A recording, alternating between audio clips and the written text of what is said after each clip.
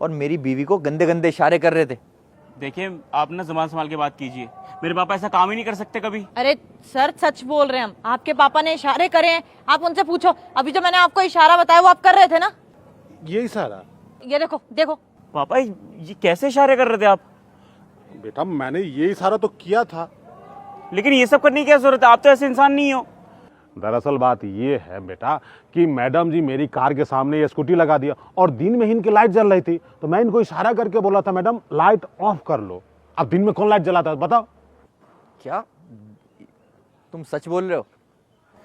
अरे चेतना, शायद तुम्हें गलतफहमी हो गई है और मुझे भी गलतफहमी हो गई है, और अब इनका लड़का भी बोल रहा है और ये भी बोल रहे हैं, इसका मतलब ये बात होगी। पता नहीं मैडी, शायद मुझसे स्विच ऑन रह गया हो लाइट का, क्योंकि स्कूटी तो मैंने स्टार्ट कर रखी थी और तुम्हें पता तो है लाइट भी तो खराब ही हो रही है स्कूटी की। मतलब गलती आप दोनों की और बेवजह मेरे पापा को सुना रहे हैं आप।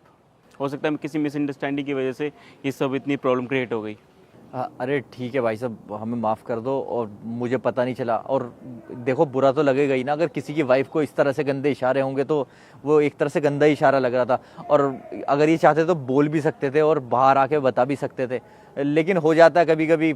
और अंकल, मैं आपसे माफ़ी मांगता हूँ, मैंने आपसे बदतमीज़ी से बात की और मुझे ऐसा नहीं करना चाहता, पहले पूरी बात जान लेनी चाहिए थी। चेतना, तुम भी माफ़ी मांग लो इनसे। और सॉरी, देखिए प्लीज मुझे माफ कर दीजिए, मेरी गलती है। मुझे ना इस इशारे का मतलब ही नहीं पता था कि लाइट बंद करने का इशारा होता है, मुझे गलत लगा तो मैंने वैसे ही अपने हस्बैंड को बता दिया। I am sorry. ठीक है, लेकिन आगे से संभल के मैडम, ऐसे मत बता देना। आज तो पति को बताई हो तो बच गया, कहीं सोसाइटी में किसी को बोल देते तो मेरी इज्जत की तो भाजी पाला लग जाती।